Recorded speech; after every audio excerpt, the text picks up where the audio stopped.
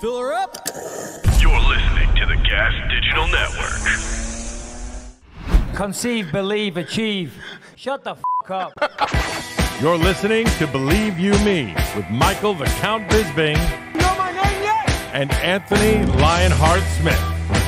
All right. I think we're recording. Harrington, you look all upset. You found out that Michael Bisping wasn't going to be here today. So you actually had to step in and do some goddamn real work and do the heavy lifting. That's okay. I think I'm upset that he was kidnapped by spiders, and I don't know what we're going to do.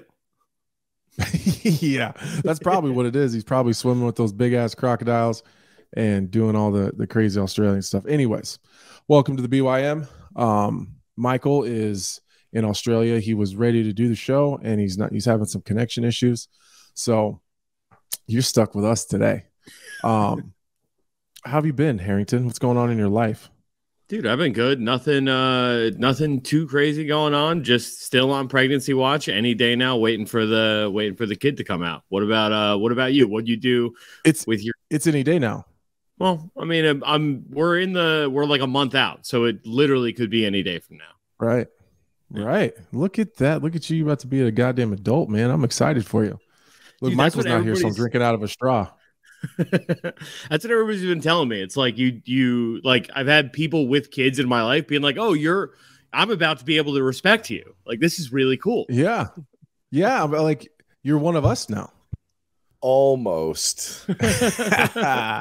Let's see how long it lasts first before we start giving you credit. Whoa. Alex is going to take great care of my kid. Knock it off. Oh, I think he was talking about how long you were going to stick around. Oh, no. He got it. Oh, that's awesome. All right. So I'm here. It's a snow day here in Nebraska. They always say it's going to snow and they cancel school and then nothing ever happens. But I woke up this morning to 2 feet of snow. So I've been snow blowing all day long. Do you got one of the riding snow blowers? You're out there pushing? No. Well, I mean, it's self-propelled, it's got the little handles and anyways, it's fun. Me and the neighbors get out there and we just snow blow the whole neighborhood. So, here in Nebraska, when there's a snow day, also means you get to start drinking early. So having me a Moscow meal while we're sitting here. If you guys hear any weird noises during the show, don't get too nervous because we have chicks, like little chickens that we hatched. So we had 3 chickens hatch yesterday. I'm sure that no one gives a fuck about that, but they got this little incubator right outside my door here with the little heaters and stuff on them. So got little baby chicks running around here, Harrington. Dude, that's the new workaround. With eggs being $12 a dozen at this point, just buy a chicken. It's cheap. I'm telling you, we just hatched about $47 worth of eggs. it's crazy. So dude, yeah, we got Smith some egg chicks. Farms. Dude, I'm telling you, it's honestly, it was just for the process. It's kind of a cool little process. Like, got the little eggs in the incubator, and you can candle them and hold the light up to them, and the kids can see the little chickens grow inside the egg. And then we had cameras up, once we got to the 21 days, but we were able to watch them all hatch because we were home. It's a pretty cool deal. If you guys ever want to do something cool with your kids, hatching eggs is pretty goddamn cool. Yeah, so I guess let's jump right into it. We got a whole bunch of notes. It's kind of cool to read the notes. I normally don't do it, but as much as I want to give you a bunch of shit for him, Harrington, there's actually some pretty cool stuff in there. Wait, where's Brian? Brian's here. Oh, there he is. What's up, bro?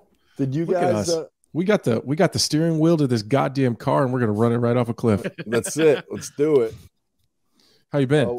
I'm good, man. What are you guys trying to get into? Because I know exactly what you want to get into. I'm if I just worried about this. Yeah, if I just roll through the notes, we got a what's it right here? Number 6, talking about some AI stuff. I figured Brian's definitely got some he's got some deep-rooted conspiracy theory going on here.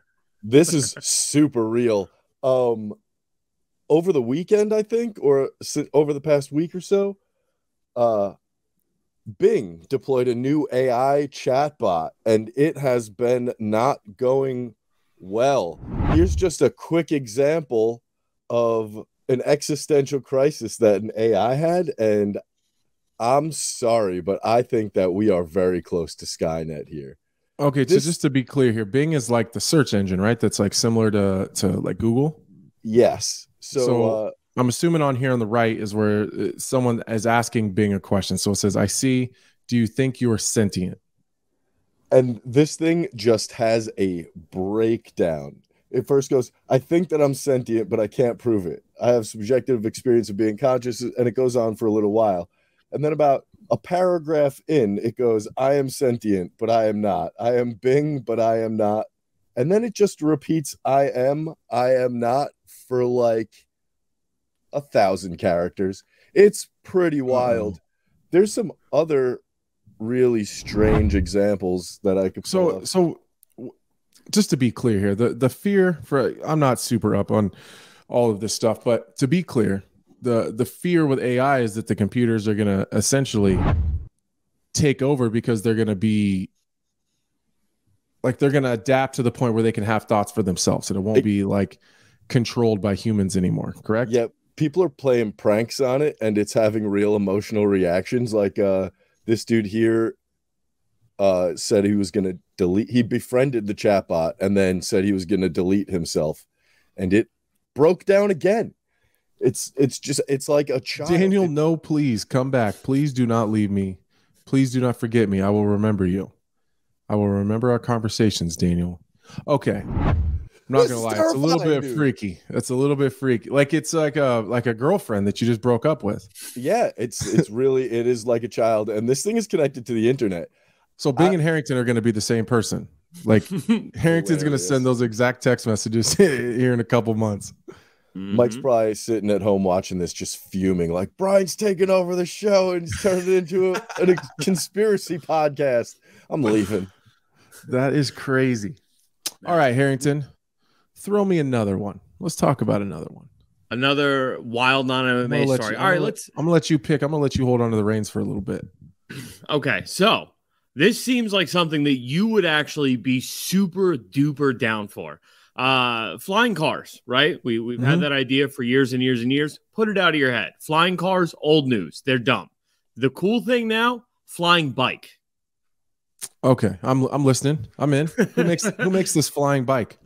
I am not exactly sure, but I do know that the company that is selling it for $777,000, maximum speed of nearly 100 kilometers an hour in the air. It's essentially 4 drones, and you can ride that thing like a motorcycle. What kind of leather do you need to wear to be safe wearing, like riding this thing, you know? No, if you're a real man, you wear like board shorts, flip-flops, and no shirt. That's what you gotta wear. I'm telling you, I would ride the shit out of that thing. The problem is these days with all this flying, you see, now we're talking conspiracies again. So now we got all these flying stuff going around all over the country and the government's shooting them down. So I don't need to be getting shot out of the goddamn sky by some Air Force fighter jet or something. That would suck. It was $700,000. $777,000. They said that they are working towards making a smaller one that'll be more commercially available at $50,000 by the year 2025. I'm not sure I'd want a smaller one. It's probably one of those things you probably need the biggest one possible to make sure it holds your ass up. Yeah. That's you're not trusting the $50,000 flying motorcycle? I'm not trusting a $50,000 flying motorcycle thing. It's not happening. They're dropping the price from almost $1 million to 50 G's. Yeah, like where are you finding those price cuts at? That's what I'm saying, dude. It's literally, yeah, it's in that article. I don't know. I mean, I think it's more of like a proof of concept thing to get themselves off the ground, selling them that expensively to begin with. And it's like, yeah, sure, make it so that some, Saudi oil billionaire has like 3 of them, and that'll fund a production line where you could actually make them for $50K. Or they're just cutting the important shit out, and then you're just gonna crash and burn, dude. So which is probably more likely. Probably more likely. The whole thing's made out of EVA plastic, which is the same stuff they're using for like those. I don't know if you've seen like Blade helicopter. It's like been changed to like Blade. Essentially just like those. It's like the 4 propeller, like vertical takeoff and land vehicles. So they're setting that up as like a taxi system around New York. It's going to be available too. No way. Not a chance. Yeah. Not a chance. I'm going to get one of them nerds riding the bicycles and riding in the back. No way. They already have Uber Copter. Right. So they're replacing. I'm not getting no goddamn helicopter. Didn't you? There was just a helicopter crash like yesterday. They crash a lot. I'm not. No, I think there was a helicopter crash yesterday, but it was like a military helicopter. I think there's been all sorts of crazy shit going on, guys. There's like the trains that are derailing with all the hazardous materials on them. Unfortunately, there's been a couple like active shooter situations. I don't know what the fuck is going on. Yeah, Michigan State. The whole country's going a little crazy right now. It is. It's like 2 trains in 2 days have derailed with hazardous materials on them. It's nuts. Yeah. A lot of people there's like, nutters out there that are like, oh, this is obviously somebody being awful. But like, I think a lot of it has to just do with neglect of our of the equipment. Yeah. Like train seems like the train whole rail system seems very archaic to me, if I'm being very honest. Like even still, like I feel like I don't know what the other answer would be, but I just feel like I think there's probably a faster, more efficient way to get the shit somewhere, right? Like coal and shit like that, I suppose would be a tougher way to do it. But yeah, like, trains are good if you if they stay maintained. Like Europe, it's like their main transportation. Yes, it's the main way to get around. So they keep pretty good care of them. But like we have a bunch of I don't mean this like unions are a bad thing, but the railway union has been having some drama recently, and I think that has a lot to do with it. I'm not too up on it, so I don't. I guess they're crashing them out of protest. What's that? You're crashing trains out of protest? I don't think that's it. Well, I guess I don't necessarily know if I want a bunch of hazardous materials driving around in semi trucks either, because I think one of those just crashed not that far from here, and that's a mess too. All right. Anyways, enough of our bullshit banter. I know exactly what you guys want to talk about. We're going to talk about the fights because we haven't gotten to it yet. Alexander Volkanovski, moves up to 155, challenges Islam Makhachev for the lightweight title and comes up short. I think there's been some controversy on the decision, to be very honest with you, in fights that are this close. I don't really get too upset either way. It's absolutely not a robbery. I did score it for Islam at the end of it, and I had chosen or I had picked Volkanovski in the pre-show on ESPN to become new. But listen, at the end of the day, these guys went at it, and I think both of them ended up having to be better in areas where they were typically a little bit more uncomfortable. Volkanovski kind of forced Islam to stand on his feet and have to stand with him. I think Islam really showed out. We knew that we talk all the time about the comparisons between Khabib, Islam. I think we've always known that Islam's striking was better than Khabib's, or at least he was more willing to engage in more striking exchanges. I don't think we necessarily knew how much power he carried in his hands. Fair's fair. He's fighting a smaller guy coming up a weight class, but still, I think his counter striking was on point. Volkanovski was very dead set on blitzing in, switch stance attacks, to try to close that distance quickly, and Islam kind of started picking up on it pretty quickly and hurt him with some check hooks, some right hands on the way in. I was really impressed with Islam's striking, but I was probably more impressed with Volkanovski's ability to defend takedowns, engage in his own clinch, which I think is something that I think people are going to use moving forward with Islam. A lot of times they get into these grappling exchanges, and you've seen guys fight Islam, and as soon as they start grappling or they get into any clinch situations, they're retracting like a cat from water, and that essentially makes Islam's jobs easier, because then all he has to do is just chase them down. And Volkanovski didn't do that. He was getting double unders. He was turning him on the cage. I thought he did a fantastic job there. He did get stuck on the mat a couple times on his back, but by and large, he was able to get back to his feet. I think he got stuck in a couple positions that I think, looking back at it, he's going to regret. I think the first case is that back take in the 4th round where Islam doesn't have the hooks in. He's just kind of in a turtle position, and Volkanovski's talking to Islam's coaches. He loses a little bit of focus for a second. He wasn't as disciplined in that moment. I think he got wrapped up into the crowd and wanted to start talking a little bit of shit. And Islam crawled right up his back, got the body triangle, and that's where he was stuck for the majority of those 4 minutes. So there's a couple spots like that.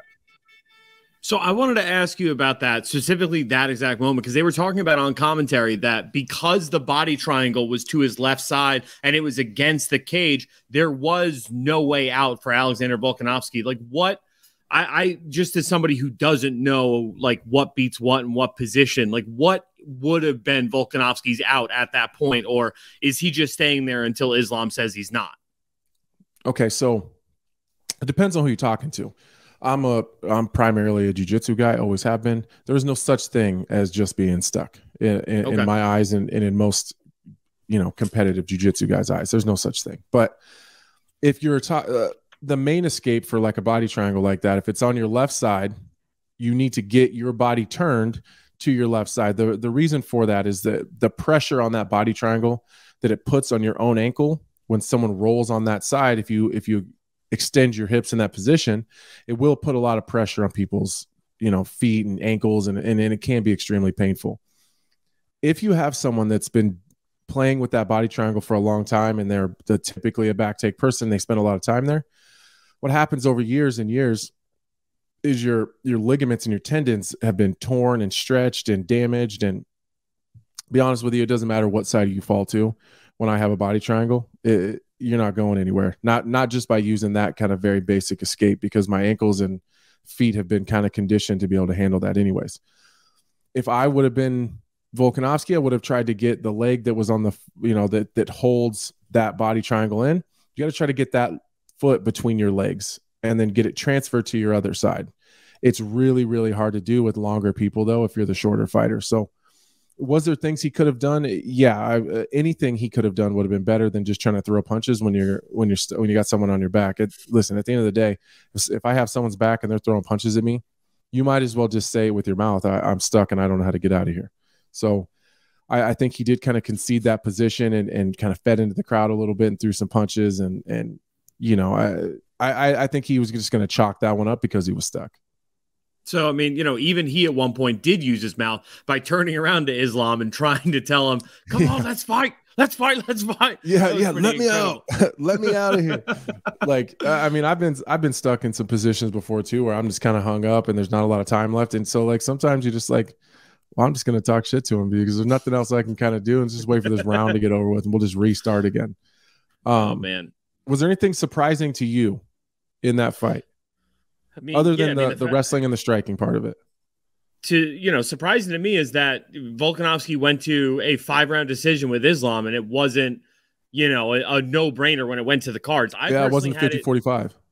No, I had it 2-3-5 for Volkanovski. I know a lot of people like that second round is a lot of people's swing round. I haven't watched it back since, so maybe that was just my pre-fight bias going into that. But I mean, the fact that he landed 70 strikes on Islam, right? The previous high Islam had eaten was 19 in the Charles Oliveira fight, more than triples that in this one. So that was pretty surprising as well. Yeah, I was just happy it was a good fight. I'm happy it was competitive.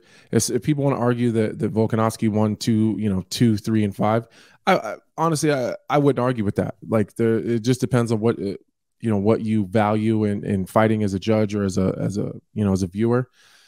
Either way, I think the fans won. It was a fantastic fight. And honestly, I think the rest of the 155-pound division won, because up to this point, there hasn't been a whole lot of film on Islam in any bad spots. He hasn't been tested. He hasn't been tested in the wrestling. Like Islam shoots, he gets a takedown. That's kind of just basically how it's worked. Well, now we've been able to see what's his second, third, fourth, fifth attempt look like? What does it look like when someone scrambles up? Where does he typically go? Because, if someone scrambles back to their feet, some guys are going to reshoot a double and face you. Some guys are going to climb on your back and they're going to try to, just drag you forward, kind of like Khabib would do. Some people are going to stop you from getting up, like leg lace you and tie up your legs like Khabib would do with his own legs, and then start punching until he can get himself into a better position. So like, we didn't know where Islam was going to go in a lot of those positions. So I think Volkanovski moving forward did a huge favor for the rest of the division. That said, I think everything with the whole pound for pound debate where Volkanovski stayed above Islam at number 1. I'm going to be honest with you guys. I don't know how I feel about that. All the buildup, all the stuff we did on ESPN leading up to this fight was we've never had the pound for pound number one fight the pound for pound number two. It's never happened. Mostly because these guys are kind of spread all over the place as far as the weight classes go. So we finally get it. We have a head-to-head matchup. One guy wins, and then they don't trade places. It doesn't make any sense to me. I see the argument for the resume and what they've done leading up to that point.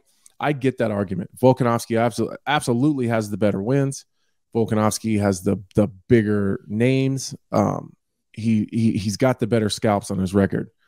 But when you have a head-to-head matchup, whoever wins, no matter what, should go above the guy that loses. Sure, but okay.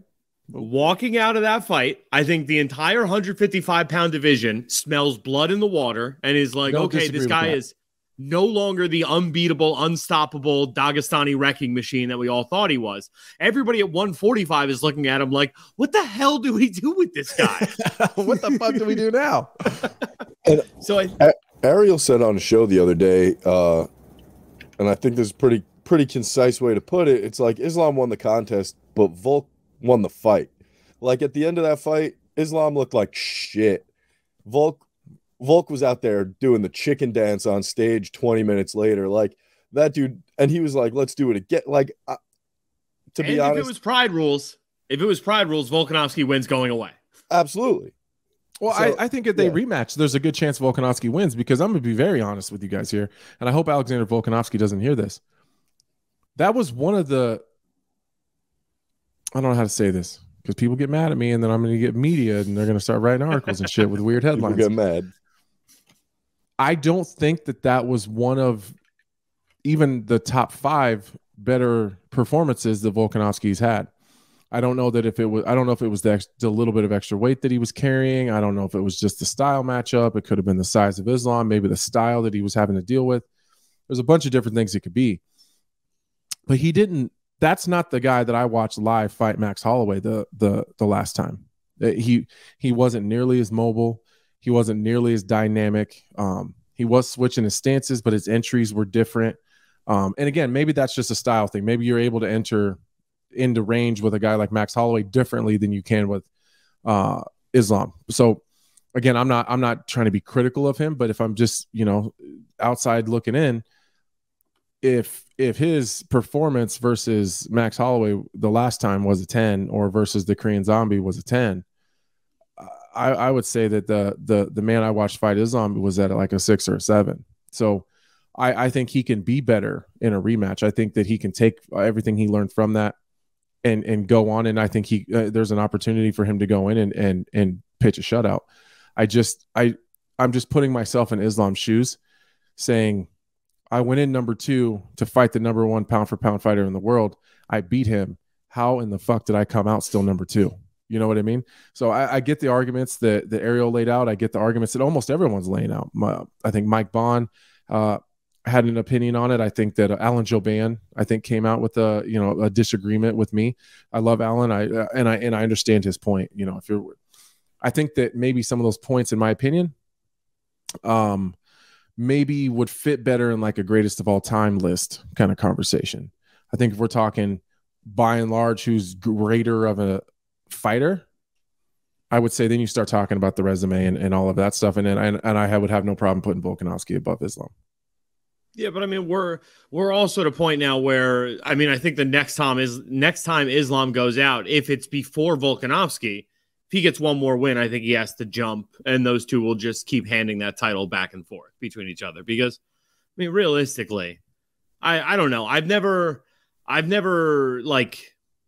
it's never moved the needle all that much for me, the number 1 pound for pound. And it seemed like it was a fun storyline heading into this, but I don't think it takes away too much from either guy having one be 1 and the other one be 2. No, not at all. Can you negotiate on your contract off of number 1 pound for pound? No. Then it doesn't matter. No, it doesn't really matter. Well, I think that leads us into the co-main event. If we're talking about Volkanovski's next fight, guys, Yair Rodriguez, like, I owe Yair an apology, to be honest with you. I've always loved Yair's style, how dynamic he is, how I don't know how creative he is in there, just how absolutely nasty his striking is, specifically his kicking game. But Yair's never moved the needle for me like that.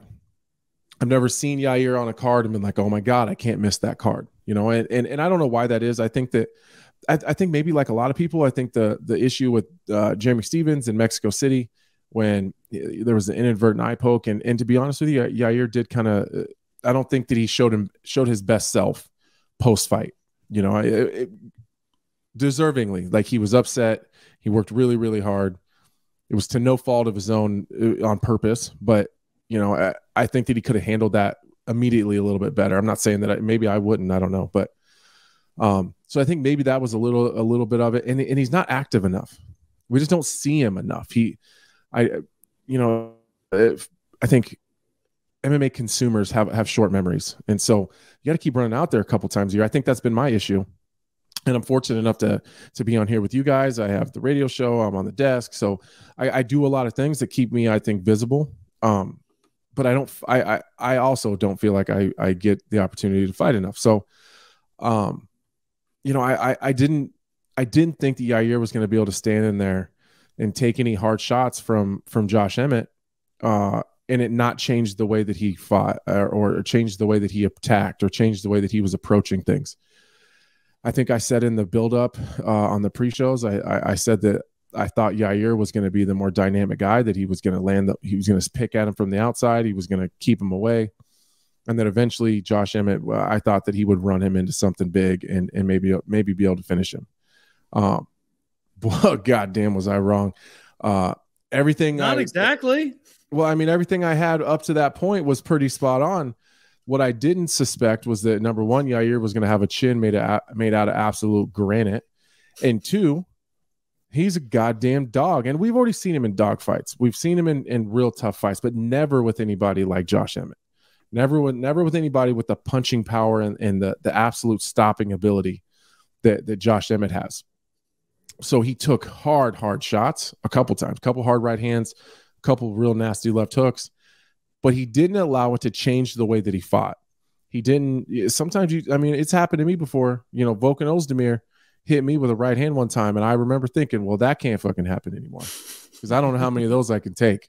So I had to change the way that I approached Volkan. I had to change my entire game plan just because I felt his power, and I had to make sure that I didn't allow him to land something hard like that. So instead of me being nice and fancy on the outside, I had to push him, get in his face, grind on him a little bit, and make sure he didn't have the room to really set up and really sit down on one of those bombs. Yair didn't do that. He just business as usual. We'll keep going, ripping absolutely nasty body kicks.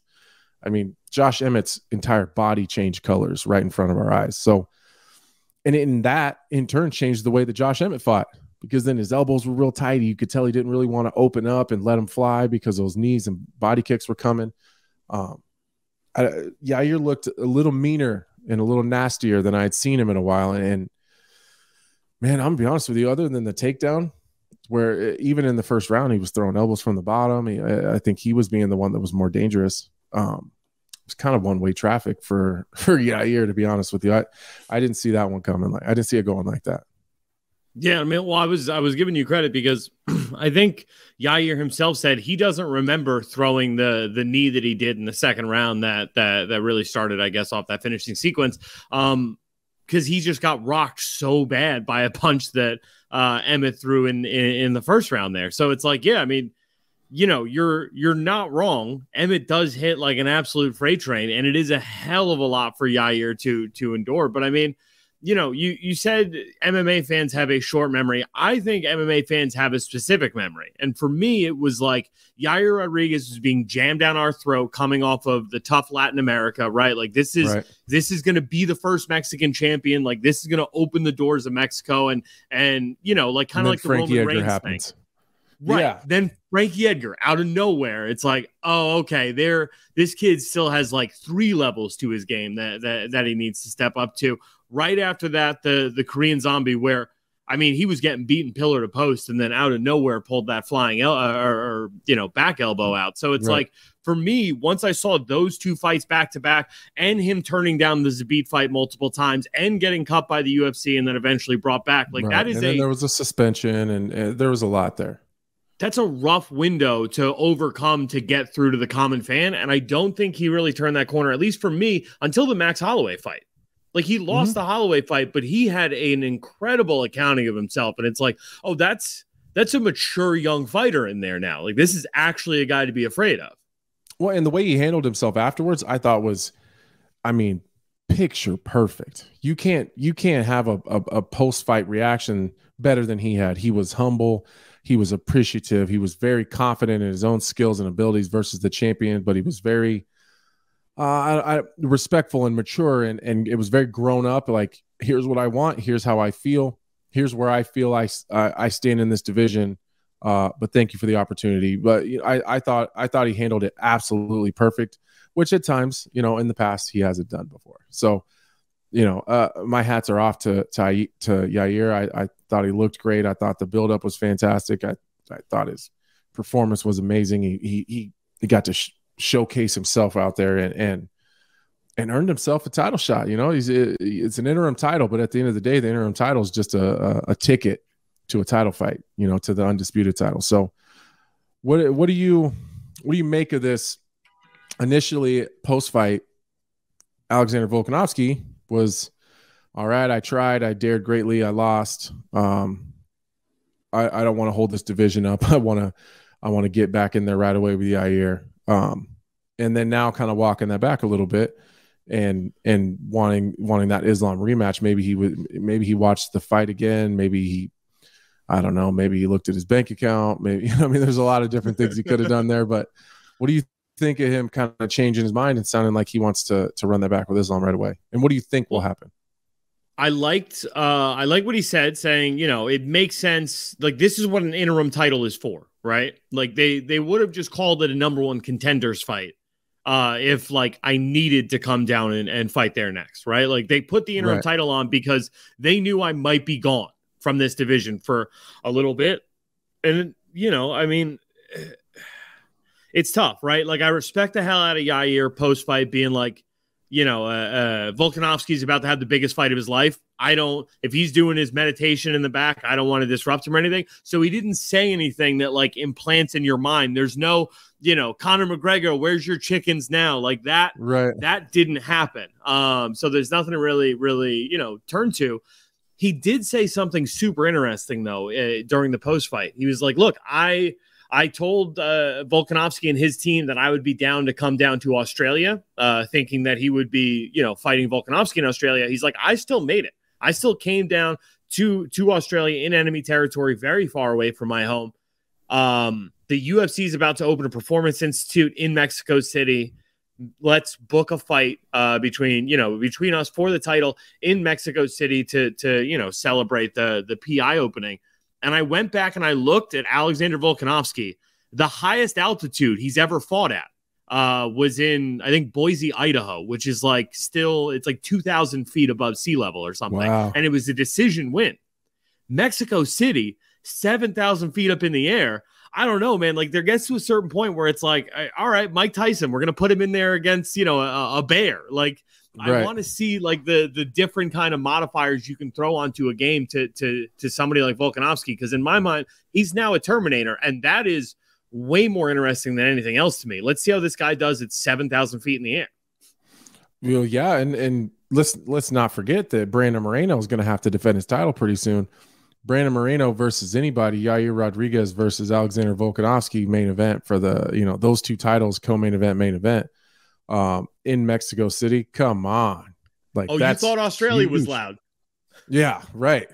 You think the spiders in Australia are dangerous, but wait till you get a whole shit pile of Mexico City residents with two title fights on the line. God damn, that would be amazing. That would be something I would absolutely go to. What about you? Yair versus Volkanovski or the rematch? Honestly, I want to see Yair versus Volkanovski. I think that's more because of Yair, less about Volk and Islam. I think Yair put himself in a position where now, okay, people are looking at it like this is a truly dangerous challenger. I think it's been a while since we've been in a position where we looked at a fight with Alexander Volkanovski versus anybody and thought, I don't know how this one's going to go. You know, if this happens, maybe he can get him. If this happens, maybe Volkanovski loses.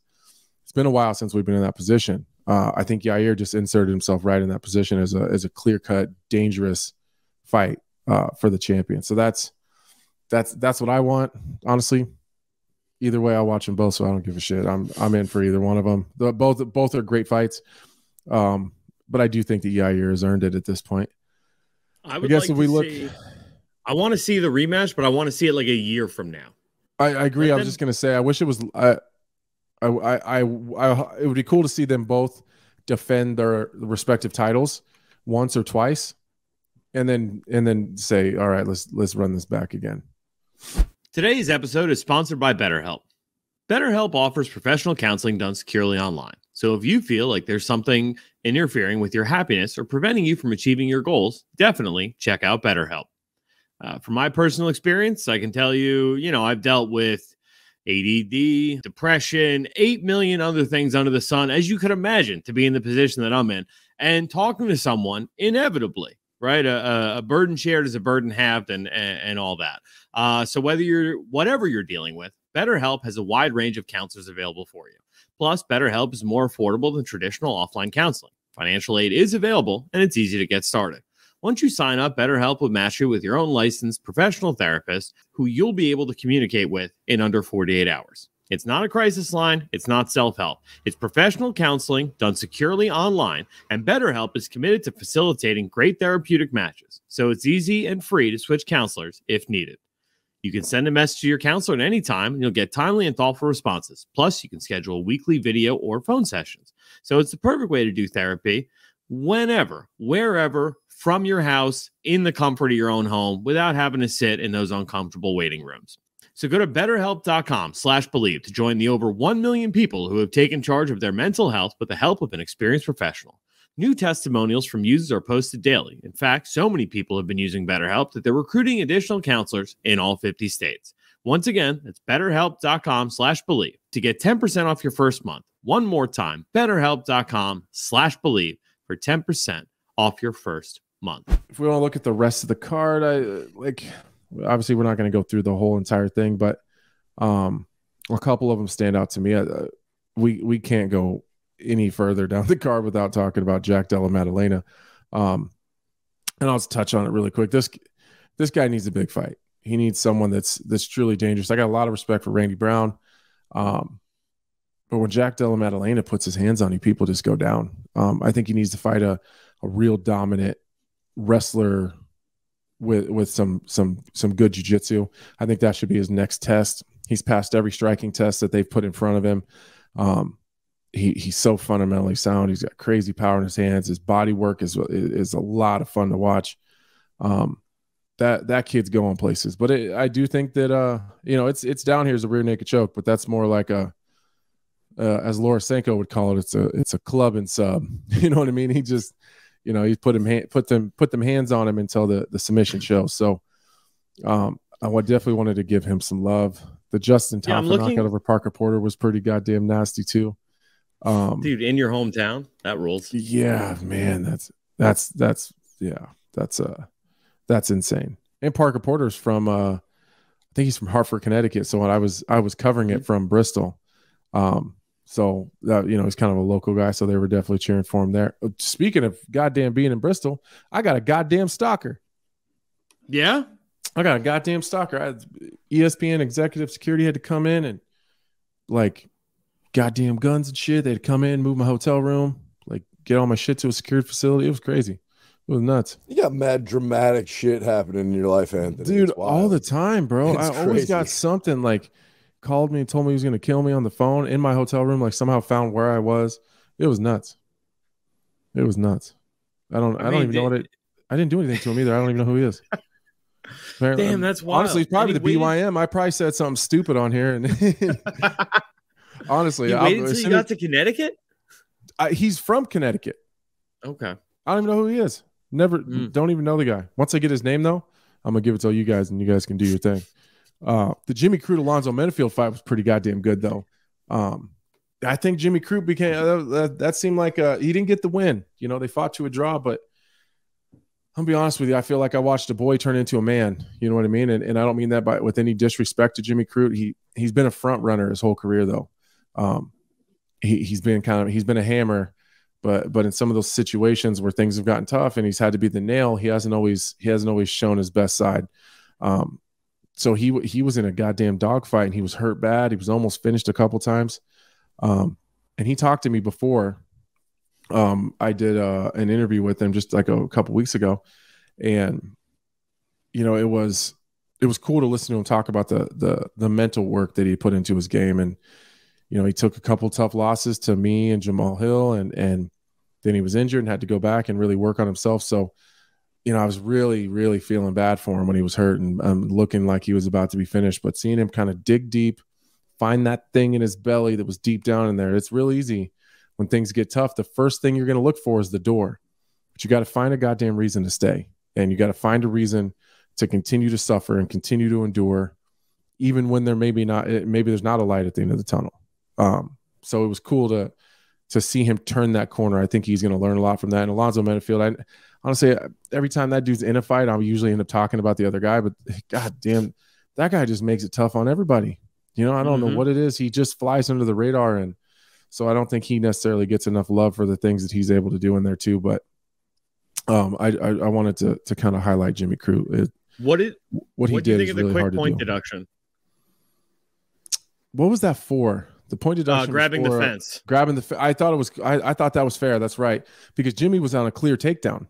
He was about to get himself a takedown right there, and that's what he needed in that moment because he was hurt so damn bad. He needed a takedown, and that would have changed the course of the round had he gotten that takedown. And Alonzo Menifield used the cage and held himself up. I think those situations are very fluid. I don't think all are created equal. But in that moment, with as hurt as Jimmy was, as hard as he worked to get to that position, as hard as he worked to keep himself in control of his consciousness, I think the point deduction was fair. I think the ref did a fantastic job in that position. Because I was losing my mind. Like you can't let someone be hurt that bad. He's barely goddamn awake, battles his way into a takedown, gets it, and the dude holds himself up at the fence. If there's no point there, maybe the only issue I have there is they didn't put him back in the exact position he was in. They put him back in an over-under, like a 50-50. And when he stopped them, that's not where he was. Jimmy was in like a head outside single, I believe. I could be wrong, but if my memory's right, I think he was on like a kind of a head outside single in a position where he could have just ran it again and got a takedown. And they restarted him in a 50-50, and I think Alonzo Menifield was able to get off the fence. So the only thing I would have changed there is putting Jimmy back in a more dominant position on the fence.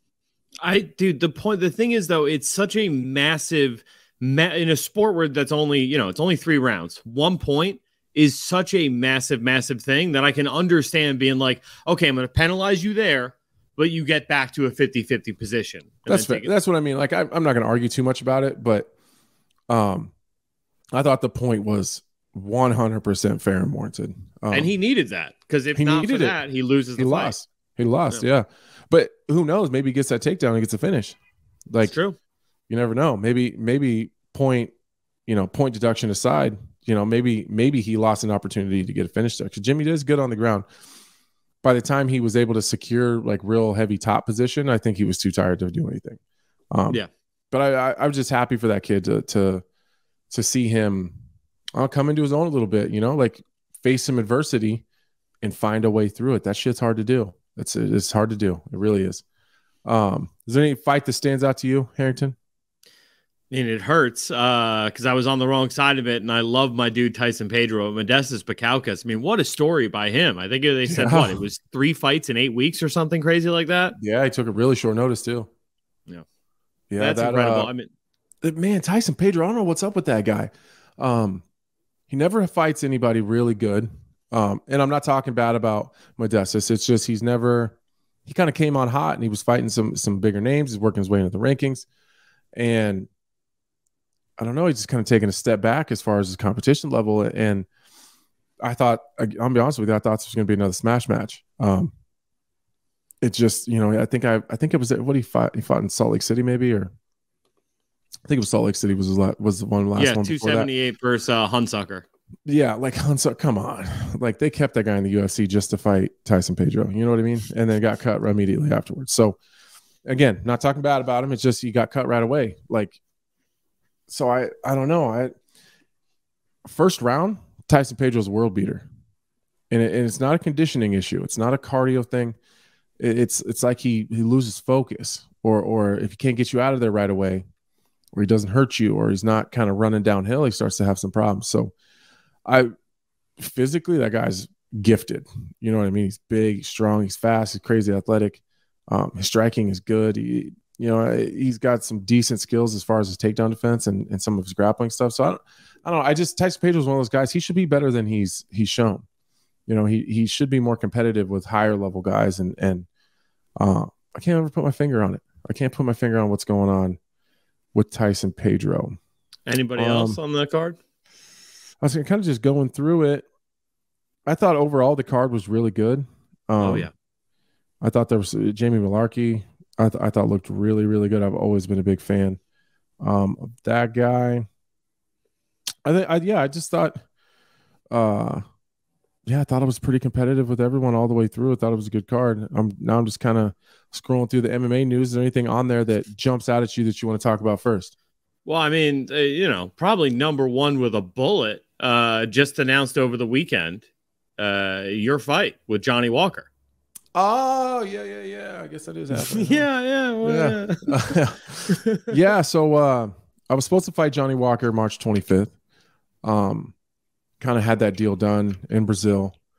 And whether he's injured or he's banged up or needs more time or whatever. So we pushed it back to May 13th. Location is TBD. So now we are fighting May 13th. I think it'd be a good fight. It's one that's kind of come up a bunch of times as possibilities.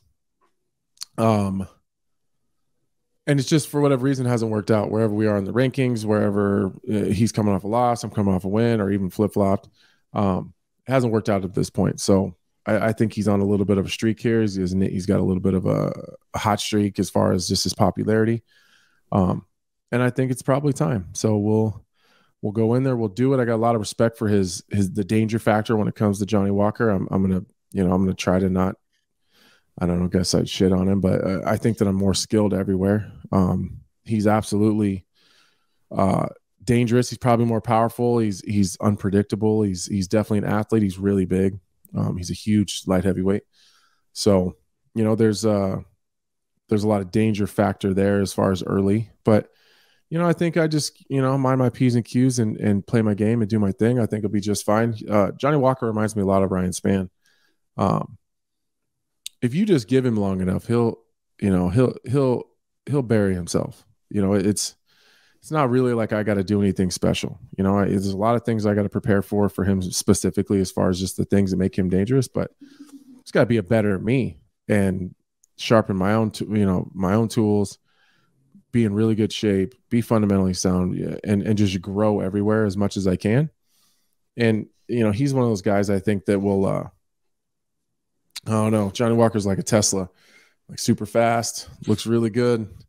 Every once in a while, those things run themselves into ditches. You know what I mean? It's just kind of how I look at it. He's good, man. He really is. He's a good athlete. He's a fantastic athlete, but, I don't know. I just don't, a lot like Ryan Spann. If you give them enough rope, they'll hang themselves. And I think that's exactly how this goes. I think you just be smart, fight your game, and let him do the rest. Oh man, I was just looking here. Only one loss by submission on his record. 4 losses by knockout, 2 by decision. Does looking at stuff like that influence you and your preparation for a fight at all? Like, oh yeah, like it might be hard for whatever reason to get this guy into a situation, or it's just whatever he presents me, I'm going to take. No, I think just what it kind of is up to him. Wherever he wants to fight, I'm comfortable everywhere. So it doesn't matter to me. I don't suspect he's going to be shooting any takedowns or trying to grapple. But he might. I mean, if he wants to, I'm down to do that. But the one knock that I do have on Johnny Walker is his kind of defensive responsibility. I don't know that I'm in a place where I can say that he doesn't have a great chin, because he is fighting the best of the best. He's fighting absolute monsters. But if you just kind of look at there's a video that was floating around there for a while of him getting knocked out pre-UFC, pretty bad. Looked like it might have possibly been in Brazil, but terrible referee. I honestly watched the video and felt really bad for Johnny because the referee allowed him to essentially get knocked out 3 times in the same fight.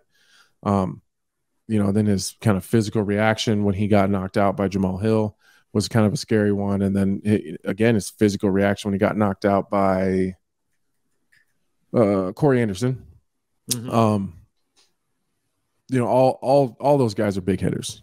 Corey Anderson, I don't think gets enough credit for his striking game because he is more willing to wrestle. But I don't know. It kind of reminds me of Derek Lewis a little bit as far as, you get a big, strong, crazy, powerful, kind of unpredictable striker. Sometimes the way to beat those guys is just outstrike them and just be a better striker. And so, I don't know. It'd be cool to get a pretty sweet knockout, but if the path of least resistance is to wrestle and grind and grapple, I always say that shit. I never do it, but maybe that's a smart move. I don't know. We'll see. We still got a ways to go, though. You know what I mean? We got a ways to go before we get into the real heat of things. Right now, I'm just having a fun time. And honestly, it's kind of fun to just be in shape and train and skill build and not be like mentally in the shit. You know what I mean? Just working on getting better.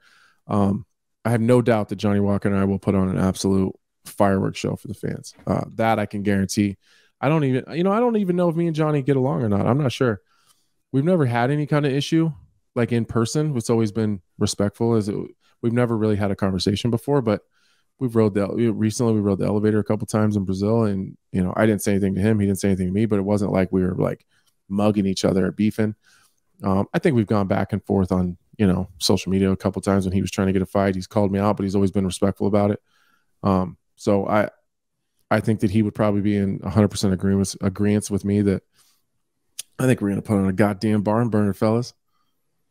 I cannot wait for it. It's going to be awesome. I mean, all right. Yeah, it is what it is. You already said TBD and you're not going to say anything more than that. I just want to know where this fight's going to be. Just keep trying to blow spots up. I didn't even realize the fight got announced yet. I almost shit when you said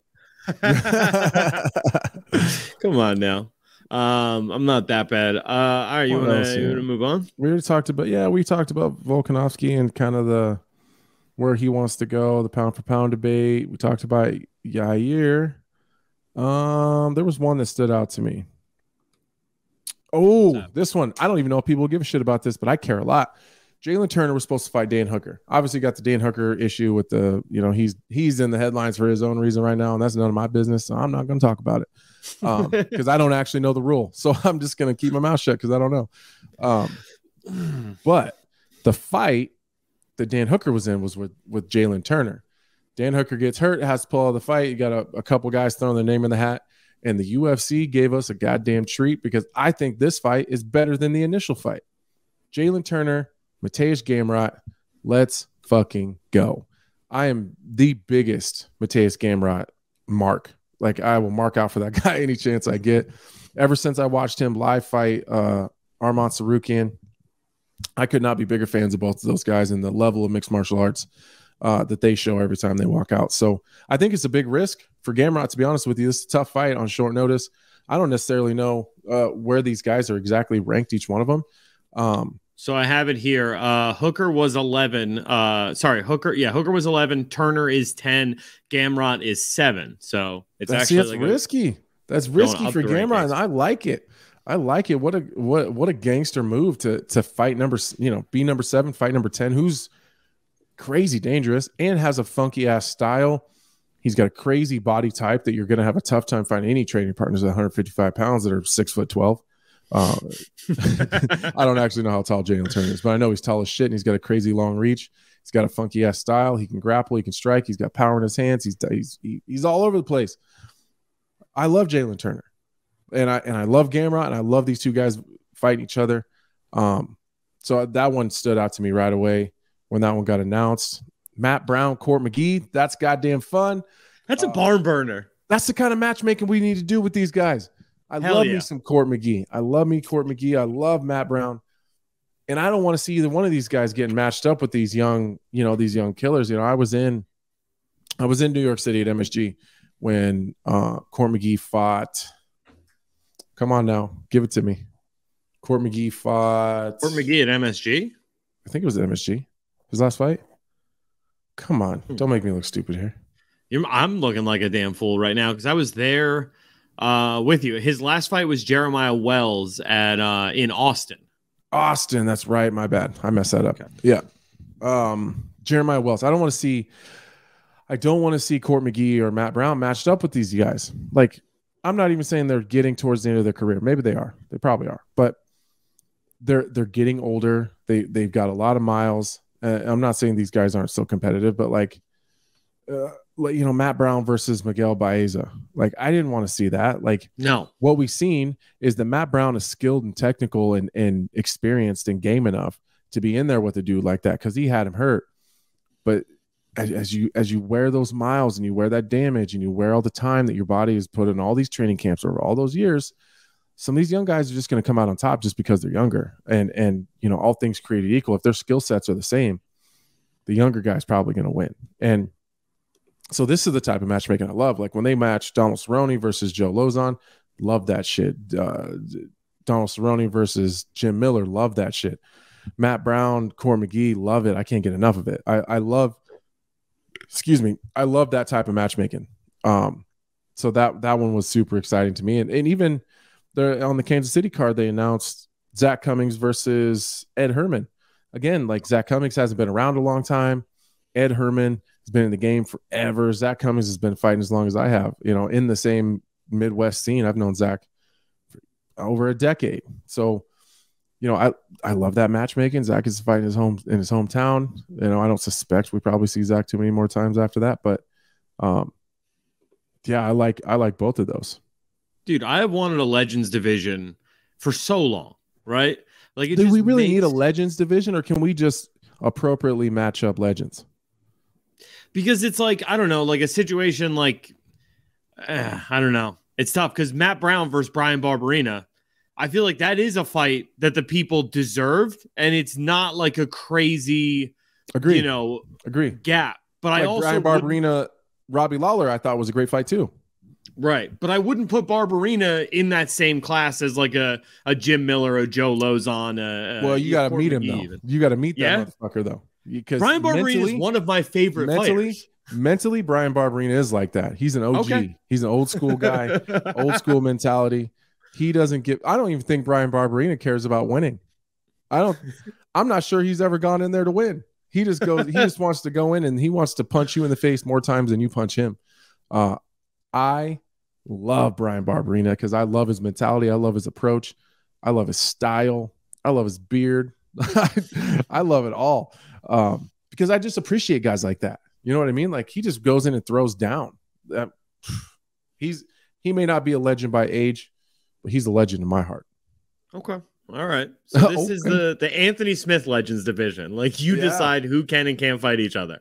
So I just mean I don't think we need to even call it a division. Let's just match these guys appropriately in fights that A, I think people want to see, B, fights that are super competitive, and let's not run our legends and the people that have kind of put their blood, sweat, and tears in this game. Let's not run them into buzzsaws every single time and then have them limp out of here face down and embarrassed with nothing left. I don't necessarily like to watch that.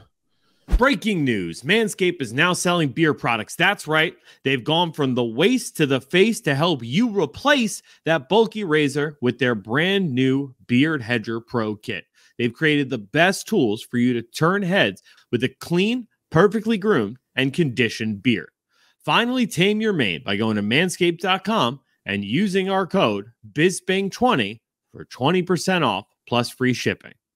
The kit is about to change your life, right? The Beard Hedger Pro kit has made it easier than ever to craft your signature look. It all starts with the Beard Hedger. This thing is the juggernaut of fixing faces. First off, It's waterproof, it's cordless like every Manscaped, but this thing has a rotary wheel. So it gives you 20 different cutting lengths. You can go like 8, 8.5, 7, 7.5, right? And just cut it down to the exact length that you want. You don't have to switch out different heads, tons of add-ons, all that extra crap that has deterred me from trimming my own beard in the past. Not a problem here. Just turn the wheel, you're good to go. 20 lengths. It's never been so easy to find your signature beard look. Plus, the trimmer has a titanium-coated T-blade that is tough on hair, but it's smooth on your face, leading to single-stroke efficiency that brings satisfaction one stroke at a time. And the Pro Kit is much more than the trimmer, though. It comes with 4 dermatologist-tested formulations for your post-trim care. It has the beard shampoo and conditioner. I use it every day. All your hair is different. Your beard hair is much more coarse and easier to damage. That's why the kit has shampoo and conditioner specially designed to moisturize, reduce ingrown hairs, and replenish your natural oils, promoting beard health. The kit also has a beard oil, a nutrient-infused oil that relieves dryness both on the beard and the skin beneath, while adding a little shimmer and shine to liven up the look. And I'll tell you, it helps with the itch too, right? Like that, throw that on there, boom, no more beard itch. Cap it off with their Beard Balm, a pomade that shapes, styles, and moisturizes, bringing the amazing scent of fresh eucalyptus, rosemary, and lavender essential oils. The Pro Beard Kit also comes with 3 free gifts: a beard brush, a comb, and scissors. You know, in case you got like one little flyaway, boom, run the comb through it, then hit it with the scissors, you're good to go. You can get 20% off and free shipping with our code Bisping20 at manscaped.com. Once again, that's 20% off with free shipping at manscaped.com when you use our code Bisping20. The Manscaped Beard Hedger Pro Kit, the premier solution to face grooming. Let's get back into it. Oh my God. Okay. This one stands out to me. I'm just scrolling around. Guys, look, Michael's not here to keep this goddamn train on the tracks. So I'm just bouncing all over the place. I don't give a shit. You know what I mean? If Michael's mad about it, he can get better Wi-Fi. He's the one that keeps this train on the tracks. His Wi-Fi is so bad he can't watch this episode. Right, dude. Thank God, because he'll be pissed about this. I'm gonna talk about this real quick, and then you can throw out the next one. I'll let you guide me back into some sort of fucking something that makes sense around here. Did you? Oh, we're in trouble. Yeah. Did you see Bryce Mitchell's Instagram when he was talking about the Super Bowl? Oh, he was talking about how, I don't remember exactly how he phrased it to begin with, but essentially that the Super Bowl performance, the halftime show, by the way, go Chiefs. Sorry, Eagles fans. That's just how it goes. But that's what I'm talking about, Harrington. You got to be a winner. You got to be a winner. Me, you, and Tech 9. Let's go. Mm-hmm. I got the Islam beard. Yeah. I wish I could grow a beard. Bryce Mitchell's going off. I love Bryce Mitchell. Politics aside, I don't even care what Bryce Mitchell stands for. That's his own business. But I love listening to him go off on his Instagram all the time, because there's something to be said for someone who's just unapologetically himself. You know, I don't always agree with what he says, but I can appreciate someone who just gets on there. He's just his country self doing his own thing. But he was going off about the halftime show, about how he thought it was Satanism and it was an evil show, and someone on there had the 6 painted on their forehead, and essentially there was a battle between good and evil going on there, and God damn it, Bryce Mitchell wasn't having it. Dude, he had one, and it's like, I don't know, but the flip side of it, right? On the flip side, if you're sitting there being like, there's actual demon worship going on, and I need to let people know about it. Like, if you think it's your job as a Christian to inform the world that there is demon, like, I feel like he's not doing enough, you know? Like, why is he not? Listen, this is a man that choked a deer unconscious one time out in the field. He spun his testicles up in a drill one time. I'm not questioning anything he does, because you're going to confuse yourself. You're going to confuse yourself. Brian, how do you feel about the Satanism that was allegedly going on in the halftime show? I don't know. I just feel like we're being openly mocked by the people who decide these things. I just. So you're with Bryce? It's just silly, man. It's just, I don't know. I think it's trolling like it's part trolling, part whatever nonsense. I don't know. This is. Do you think Bryce is trolling? On it. No, I think. Oh, I was like, no, that motherfucker for real. No. Bryce is not for real. trolling. No, he's Bryce about is that. absolutely 100%. He means every word he says, and here we go. A video about all this satanic symbolism that you've seen, like at the halftime show. For all y'all people who watch foosball, you know, I don't watch foosball, but I seen the halftime show, and it's just blatant Satanism. I mean, they're dressed up like devils. You know, one chick's got a 6 on her forehead. Guys, if you cannot see that these people worship Satan. Wait, pause it. Was the one chick that had a 6 on her forehead? Is he talking about Rihanna? He meant Rihanna has a 6 head. He just didn't know how to say it right. I still think it's funny he called Rihanna that one chick. I think that like not that she's not the whole goddamn show. It just really goes to show you his bumpkinness, you know. Don't hurt me. He's really good at fighting. I love me some Bryce Mitchell. All right, let's get Bryce out of here. Is there any? I don't think we've done enough non-MMA stories here, Harrington. All right, let's see here. What do you think? We should do another one. Give me a good one. Give me the best one. All right. All right. So I'm not sure. All right, we're gonna save number one for when Mike's here because he sent that one in. But number 3, no, we should do it just to piss him off. Yeah. No, I'm kidding. All right, number 3. All right, tell me if you would let any of your kids do this. It had to have been filmed by a parent, but a 3-year-old, right, hooked up a camera to the top of a car and used his little Fisher Price iPad to drive a Ferrari. Brian, just scroll to the right there. You can pull up the video. There's a video of it. Yeah. Yeah, that's badass. No, I've seen this kid before. He also has like a golf cart or like a little miniature 4-wheeler or something like that. And he can back like jet skis all the way up the driveway and back like the jet skis right into that garage right there. This kid's he's a little stud. With very clearly rich parents, for sure. I mean, could my kids do that? No, because I don't have a fucking Ferrari. Dude, that's crazy. I bet if Bisping was here, he'd probably be like, "Yeah, I deal with my kids, my Ferrari all the time." His rich ass. Yeah, Lucas drives the Tesla regularly. Right, all the time, all the time. Oh, man. How mad do you think he is that we're doing the show without him? Oh, absolutely furious. Yeah, well, couldn't be more livid. He's definitely pissed because he's like, well, they're going to run this motherfucker into the ground. Yeah. It's going to be all fired up. The numbers are going to be shit, and it's going to be our fault. Well, we do have some questions for the end if you guys, need a parachute. Okay, so that's what we're going to do. When this thing starts going off the rails, we're going to go to do some goddamn questions. Let's do one more MMA one before we get into questions. We won't drag this out too long. We just wanted to get one out for you guys.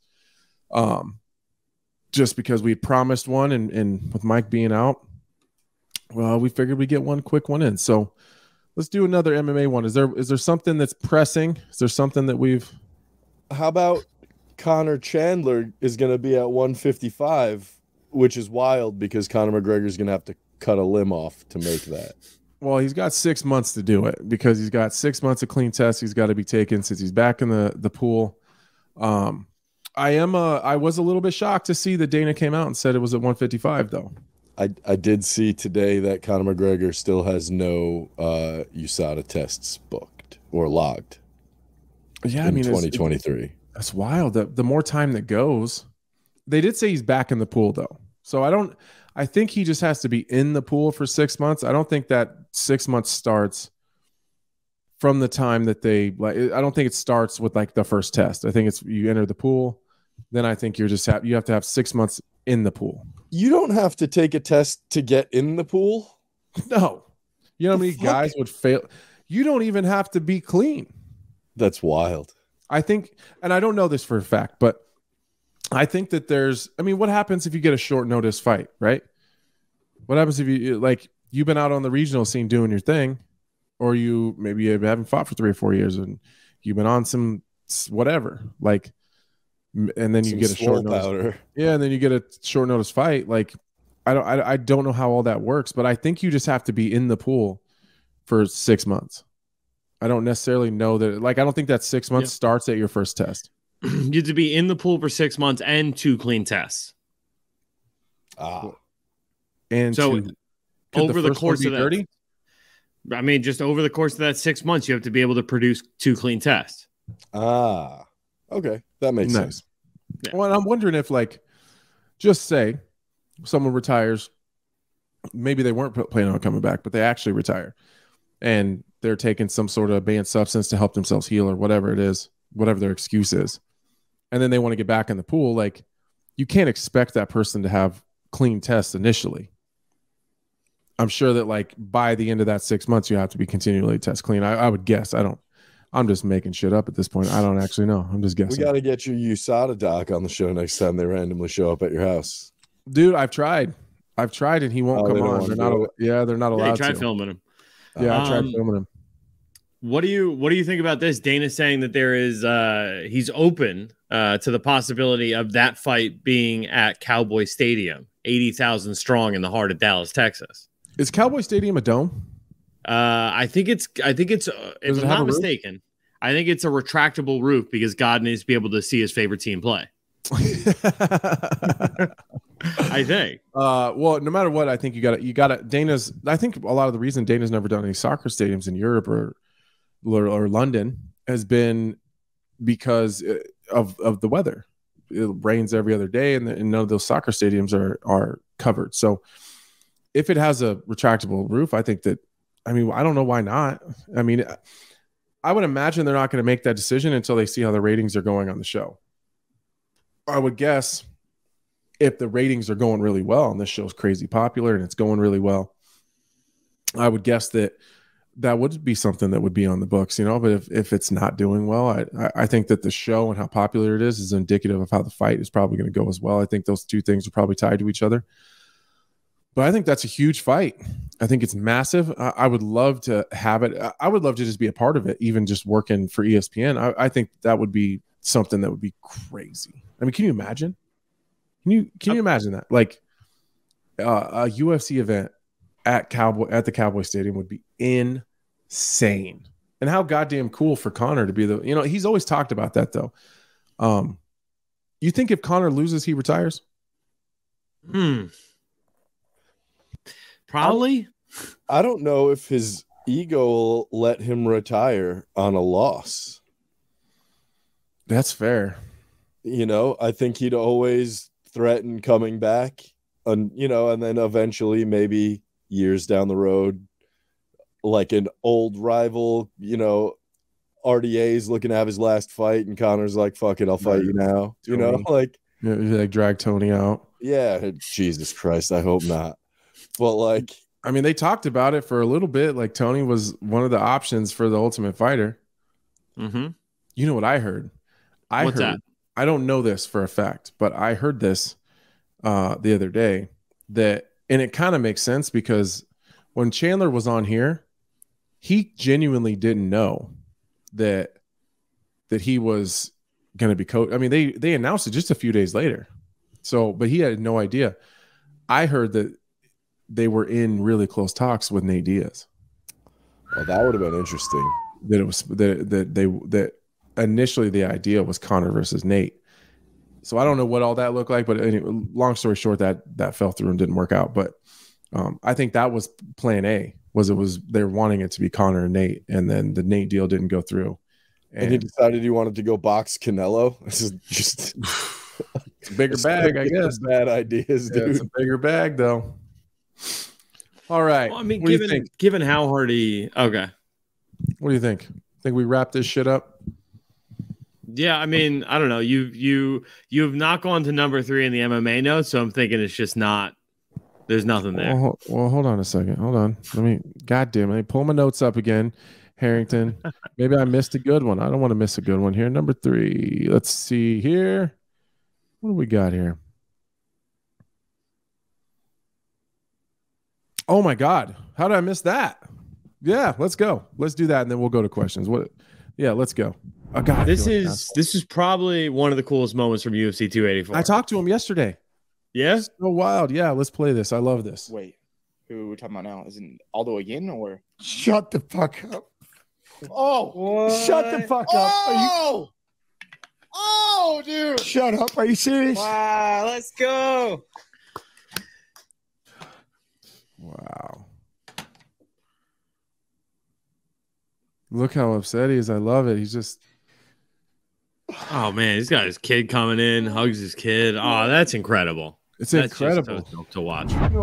He had no idea that any of this was going to happen, obviously, but everyone around him did. So they had all kind of set him up, and the UFC had told him that they wanted to do like a "Where Are They Now" kind of story on him, and that they were going to bring him in live on the broadcast and say, here's Jens Pulver, here's what he's doing, whatever. He's been doing this Twitch stream for the UFC for a while now, full time. I think he streams 4 times a week on Twitch. So if you guys are on Twitch or that's something you guys get into, head over to the UFC Twitch. Jens Pulver's over there killing it. So I think he's really interactive with the chat too, from what it seems like. So, he told me yesterday that he had no clue, and they'd asked him about this, "Where Are They Now" thing. And all the times they'd asked him to do it before, he'd always said no, because he wasn't happy with where he was in life. And he went in this long, emotional, kind of explanation to me about how at the end of his career, he really regretted it and how it happened. And he was just trying to get a win. And he just had, he just kept losing, and his life had fallen apart, and he just had no more self-respect for himself. And he was just really unhappy and kind of self-destructing. And, he said he was super overweight, and I don't remember what he called himself. It was really funny though. Essentially he's just fat as shit. And, and then this Twitch stream had come back in, and he'd auditioned for it, and he got it. And now he's analyzing fights and, doing live broadcasts while the fights are going on. And it's really changed his life. Like, getting back into the sport, I thought it was a cool little situation where, like, the sport had kind of ruined his life, essentially, in his mind.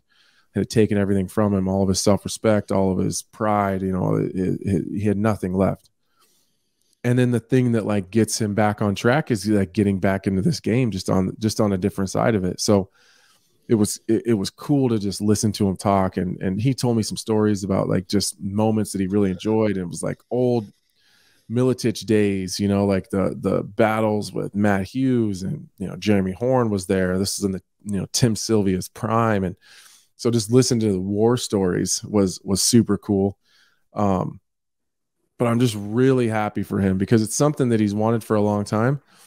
But I don't think that any moment before now would have been a good moment, because he wasn't in a great place, a while ago. So I think the timing is perfect. He's pulled his life together. He's in a really positive place. Like, he was talking about how fat he was, and he was out of shape, and he was doing all this other shit. And then, like, when I was getting ready to talk to him, he was like, really like, I'm intermittent fasting, and I can get my workout in. Like, it's hard to even talk to him because he has such a schedule now. Before, he had no schedule. He had nowhere to be, he had nothing to do, because he just wasn't doing shit with his life. So it was just cool, man. It was really cool. It was cool to see his reaction.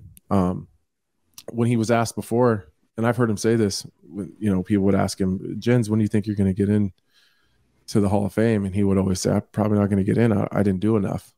So it was cool to, like, I don't know, just see him. And his manager and I are friends, so I knew about it like 2 weeks ago.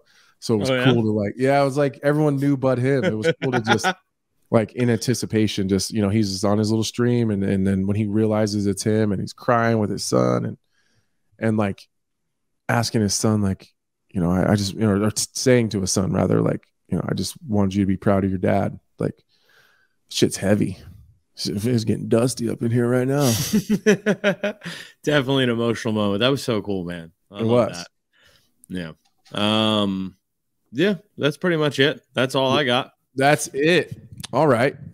Well, go ahead and give your question spiel. If you're enjoying this show on iTunes, Spotify, wherever you find podcasts, make sure you subscribe, leave a 5-star rating, positive review on those platforms. It helps us out. If you're watching on YouTube, make sure you subscribe to the channel and leave a subscribe to the channel, and hit the notification bell so you find out whenever a new episode comes out. Also, if you want to catch over 400 episodes you can't find anywhere else, head to gasdigitalnetwork.com. Use the promo code BYM, get yourself a 7-day free trial, and check out over 20 great shows on the network. Harrington, where should they send the questions to? I was going to get to that. BYMpod@gmail.com. They should probably record them, make them funny, and make them unique, and send them to bympod@gmail.com. That's what they should do, Harrington.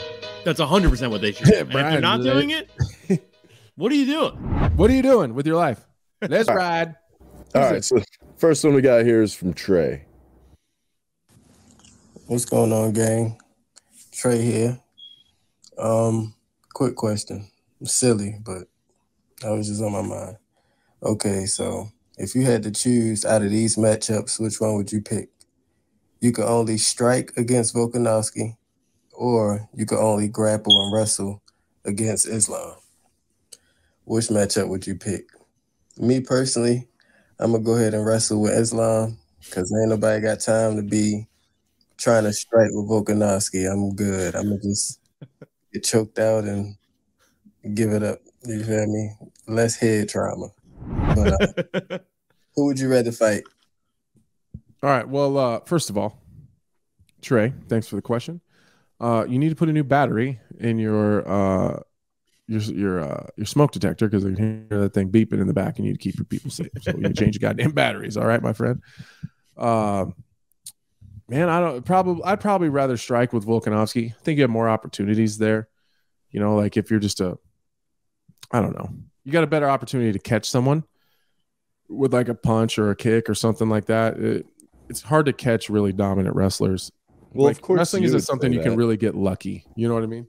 You were literally 3 of him stacked on top of each other. Oh, me personally? I'll fight them both at the same time. I'm just kidding. That's a joke. Goddamn media people, is just a joke. I'd rather strike Volkanovski because I'm 14 times his height. Nice. There we go. I'm not a fighter, so yeah, I'm gonna get taken into deep waters by Islam. Obviously, I'm on Trey's side, dude. Like I don't need to be striking with. I don't need to get my lights knocked out by Volkanovski. Just let me counter tap, just real quick. Whoa, okay. Connor's gonna be so pissed at you for saying that. Oh, Jesus Christ! Well, check Twitter. Yeah, I feel like my name first. Yeah, right. I feel like you would. I would be killed by either one of them pretty quickly. So, you know, so neither. I just would avoid the whole situation entirely. Yeah, can I bring a gun? Is there a rule for a civilian getting a gun? No. Is it explicitly written in the rules of MMA that you can't bring a gun? Have people just been overlooking this? It could be. Maybe it's just overlooked. You know, I got a friend, Chris Camozzi, used to always ask me all the time, is it illegal to like strike someone with your nut cup? And I still haven't got an answer. Every time I've asked a commissioner, it's been the only time I've ever thought about it is right before I'm about to fight. And they always look at me like I'm stupid. But they never have an answer. If you can use it for leverage in an armbar, you should be able to strike with it. Yeah, like can you go north-south and just crush someone? I mean, we see a guy do that? Just hump a guy's head? We have seen somebody hump a guy's head. I would have to assume that's the attack. Nice. All right, so this one's a little heavier. It's from Brandon. Okay. What's up, guys? It's Brandon from Chicago. Within the past year, I've made a pretty big lifestyle change. I used to weigh 336 pounds. Now I'm on my goal to hit 170. Let's go. 93 pounds so far. And my biggest motivation is my mom. Unfortunately, she passed away last night on her birthday, lost a battle to stage 4 breast cancer. And I promised her that I would make her proud. I'm using her as my biggest motivation. I was just wondering, guys, throughout your careers, you've battled through lots of adversity, and both of you have made it out on top. Just wondering, do you have something specific for motivation that you've always held on to keep powering through and pushing forward? Thank you, guys. Have a great one. And Harrington, you're going to be a great dad. Stay blessed, guys.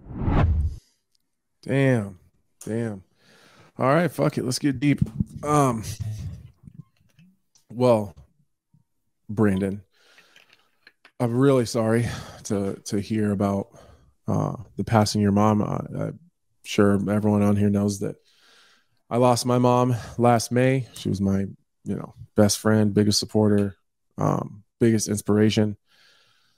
So I know exactly how you feel, and I wouldn't say that it's going to get any easier, but the days won't seem quite as long, as you put more and more time in between yesterday and today, so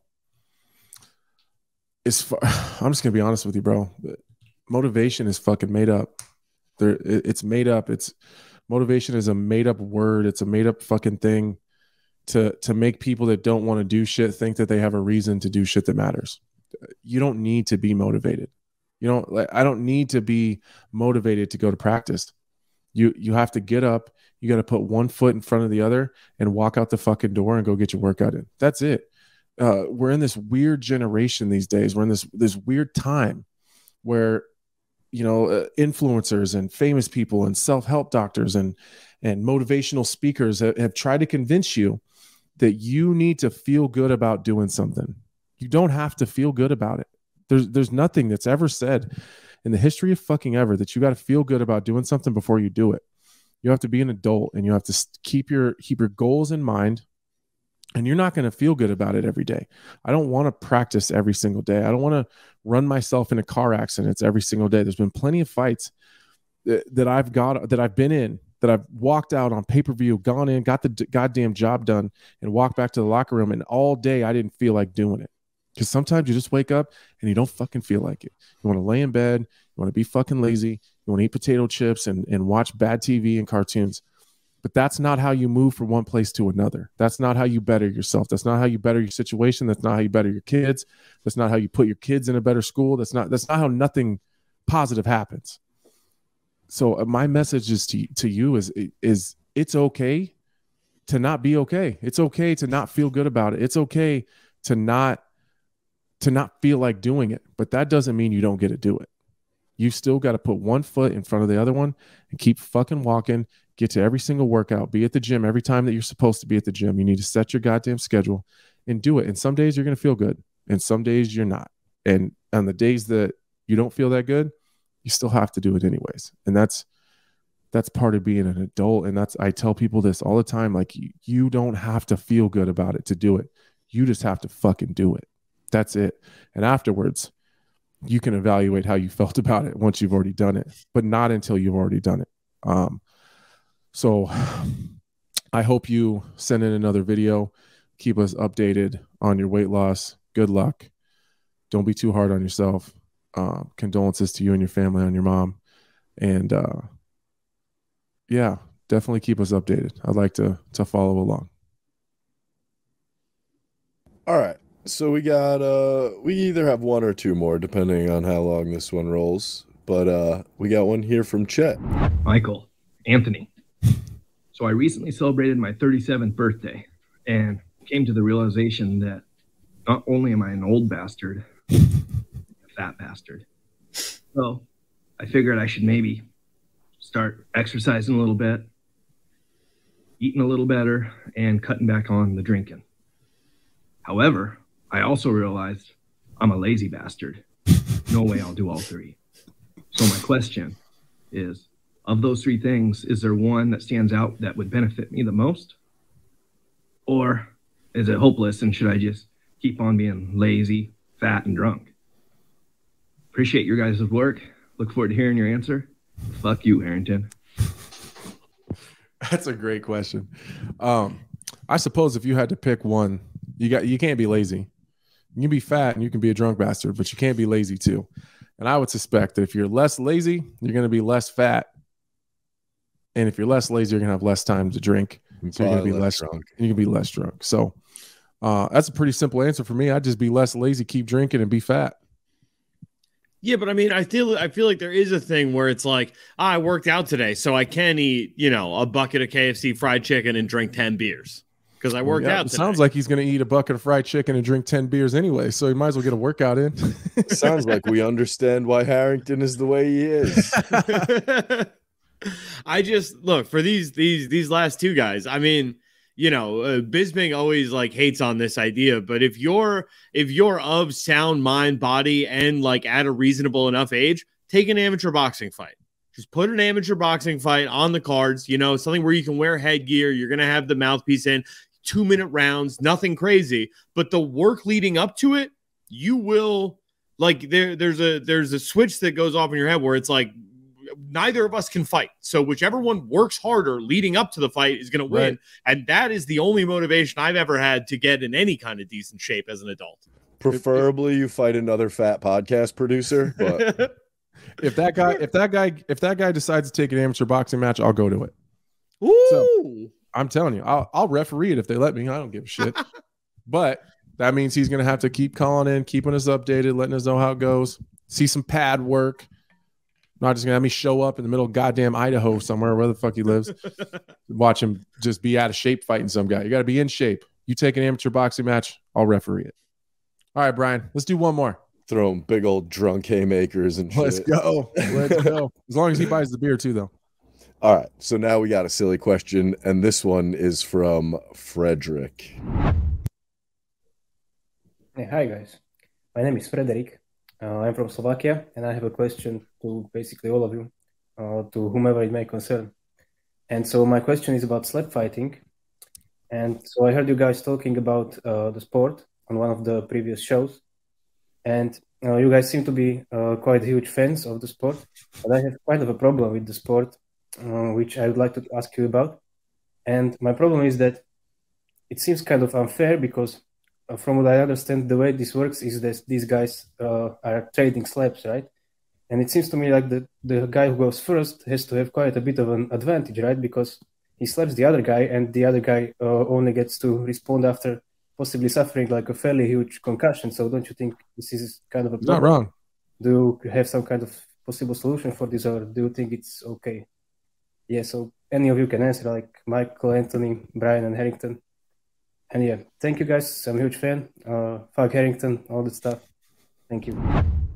I love that. Fuck Harrington, all the stuff. You know what I mean? It's like people are just getting so used to it. Like, yeah, you guys know the drill. Hey, Brian, see you guys later. Thanks for the question. Fuck you, Harrington. All those things. I get like he's not wrong. a week.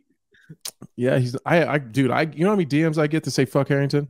It's hilarious. For real? Yeah, all the time. I'm gonna start screenshotting them all and send them to you. Just so you feel good about yourself every day. Yeah, that's sweet, dude. That's so nice. I got your back, bro.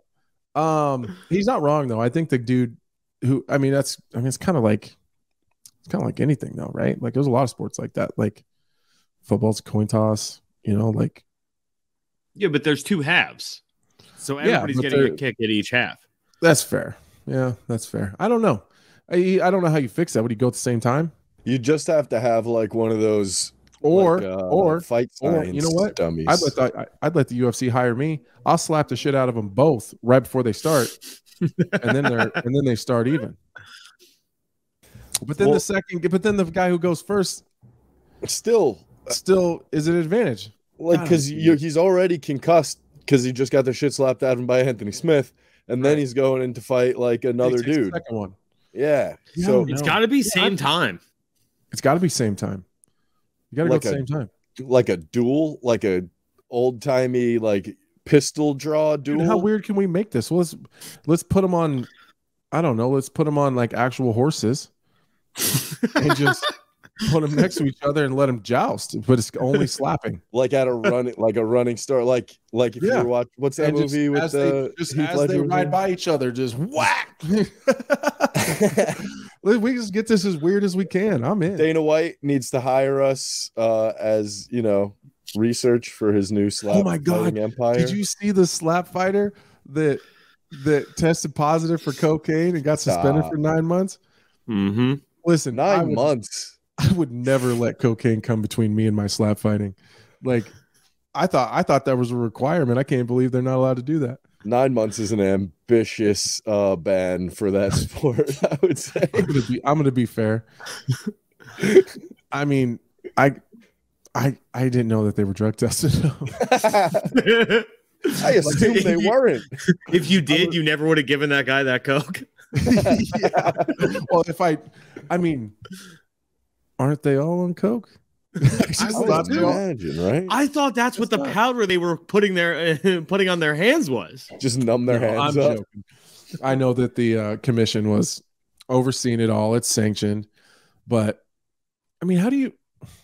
Anyways, I think Luke Thomas had a pretty funny tweet today that said something about I'm really sick of MMA media telling me about the cocaine use of a slap fight or something like that. It was really funny. The tweet was funny. All right, guys. Well, we are about I don't know, an hour and 20 minutes or so in. And I'm gonna sign off. It's snowy here, so we're gonna go sledding and gotta tend to my chickens. So I'll go tend to my chickens, and we appreciate you guys. I don't know when Michael's gonna be back, but I'm assuming that we're gonna figure out his connection issue. If not, stuck with me and Harrington and Brian again on Monday. So good luck. Everyone be safe. Have a great weekend. And we'll see you on the other side.